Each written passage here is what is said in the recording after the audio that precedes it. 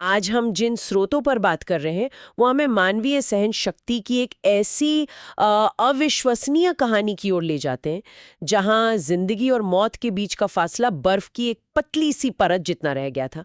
सोचिए जरा, एंडीज के ऊंचे बर्फीले पहाड़, एक विमान हादसा और कुछ लोग जो शून्य से भी नीचे के तापमान में पूरे 72 दिनों तक फंसे रहे। हाँ, ये कहानी है 1972 की उरुग्वे एयरफोर्स फ्लाइट 571 की। हमारे पास इस हादसे में बचे लोगों के अपने अनुभव हैं, उन पर लिखे गए लेख और डॉक्यूमेंट्रीज भी हैं जिनसे कई चौंकाने वाली बातें पता चलती हैं।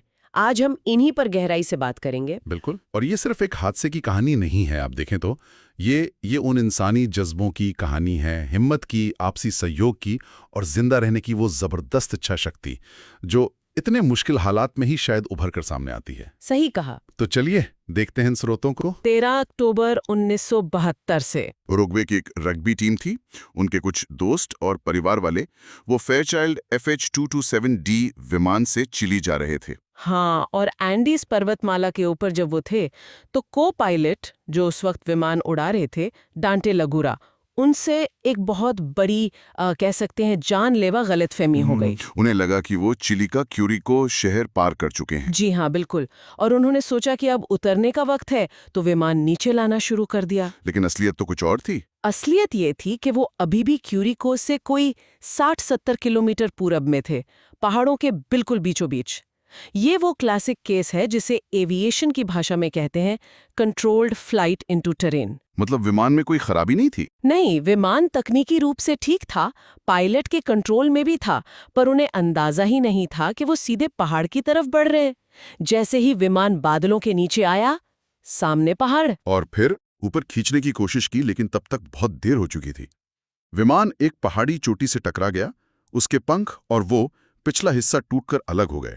और बाकी का जो धड़ था वो करीब 350 किलोमीटर प्रति घंटे की रफ्तार से नीचे ग्लेशियर पर फिसला।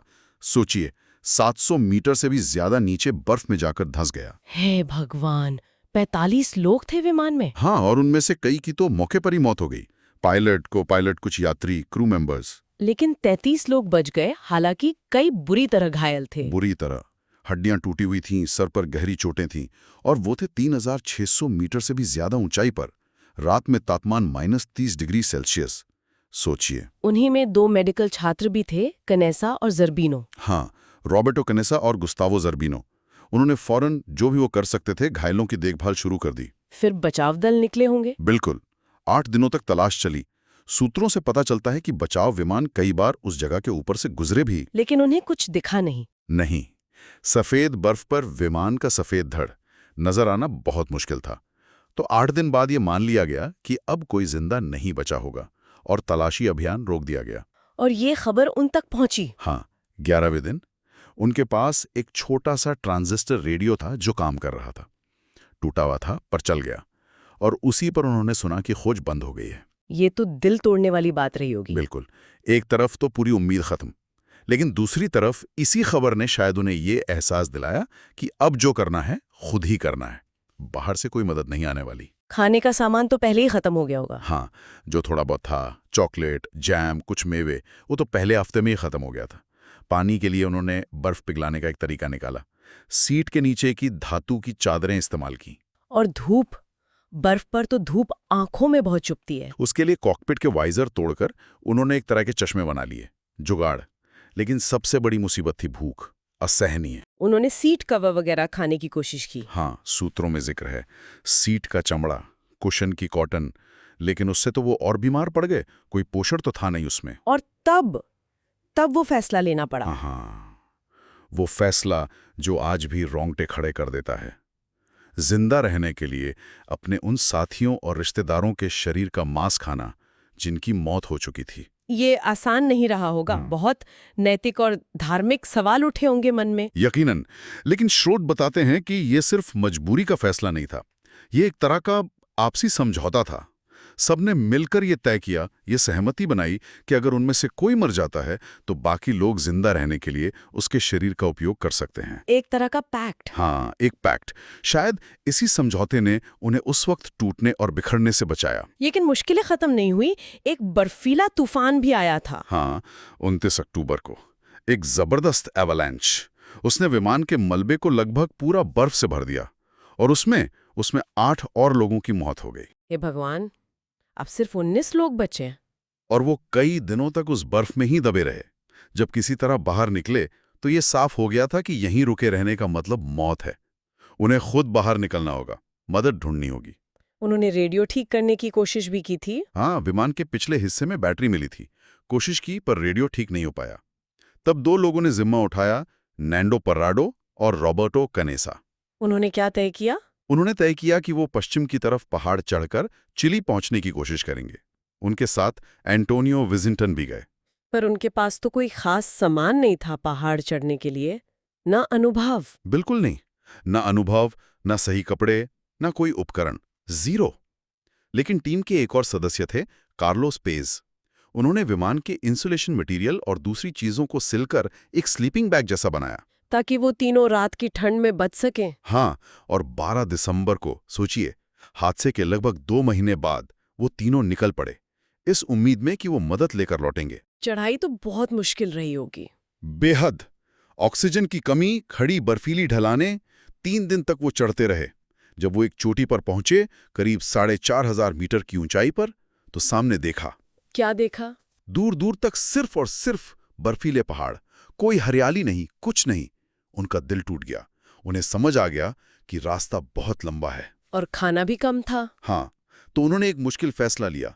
विजिंगटन को वापस भेज दिया मलबे की तरफ, ताकि खाना बच सके। और पराडो और कनेसा आगे बढ़ते रहे। हाँ, हिम्मत नहीं हारी। 7 दिन और चले वो। धीरे धीरे नीचे उतरे, बर्फ कम हुई, थोड़ी हरियाली दिखी, एक नदी मिली, जानवरों के निशान भी दिखे, उम्मीद जगी। और फिर अपने सफर के 9वें दिन नदी के दूसरी तरफ उन्हें 3 आदमी घोड़ों पर दिखाई दिए। आखिरकार। हाँ, लेकिन नदी का शोर इतना था कि बात करना नामुमकिन था। आवाज नहीं पहुंच रही थी। तो उन घुड़सवारों में से एक था सर्जियो कैटलान। वो अगले दिन फिर आया। उसने पत्थर में एक कागज और पेंसिल लपेटकर नदी के इस पार फेंका। और पराडो ने संदेश लिखा। हाँ, कांपते हाथों से लिखा। मैं एक विमान से आया हूं जो पहाड़ों में गिर गया है। हम उरुग्वे के हैं, 10 दिन से चल रहे हैं। विमान में हमारे 14 घायल साथी हैं। हमें मदद चाहिए। कैटलान मदद लेने गया होगा फौरन। बिल्कुल। और फिर 22 और 23 दिसंबर 1972 को, हादसे के पूरे 72 दिन बाद, चिली एयरफोर्स के हेलीकॉप्टरों ने आकर बाकी बचे 14 लोगों को भी वहां से निकाल लिया। 16 लोग, 45 में से 16 लोग जिंदा बचे। हाँ, 16 जिंदगियां मौत के मुंह से वापस आईं। बाद में जब उन्होंने प्रेस कॉन्फ्रेंस में अपनी पूरी कहानी बताई, जिसमें वो मांस खाने वाली बात भी शामिल थी, तब थोड़ी आलोचना हुई होगी शुरू में। हुई थी। लेकिन जब लोगों ने उनकी पूरी कहानी सुनी, उनकी मजबूरी समझी, उस आपसी समझौते के बारे में जाना, तो धीरे धीरे दुनिया ने उनकी हिम्मत और उनकी सहन शक्ति को सराहा। ये हादसा मतलब इंसानी बर्ताव को चरम परिस्थितियों में समझने का एक केस स्टडी बन गया। वाकई ये कहानी सिर्फ जिंदा बचने की नहीं है। ये मानवीय जज्बे की, दोस्ती की और किसी भी हाल में उम्मीद न छोड़ने की कहानी है। 72 डेज एक दूसरे के सहारे। बिल्कुल। एंडीज का ये हादसा दिखाता है कि कैसे इतने मुश्किल वक्त में भी इंसानियत, आपसी सहयोग, ये सब जिंदा रह सकता है। ये सिर्फ सांसें लेते रहने के नहीं, बल्कि गरिमा के साथ जीने की कोशिश की कहानी है। और आज के संदर्भ में सोचें तो हाँ, एक बात और ध्यान में आती है। आजकल क्लाइमेट चेंज की वजह से एंडीज के ग्लेशियर्स पिघल रहे हैं। हाँ, ये रिपोर्ट्स आ रही हैं। कई जगह बताया गया है कि जहां वो हादसा हुआ था, वहां अब बर्फ काफी कम हो गई है।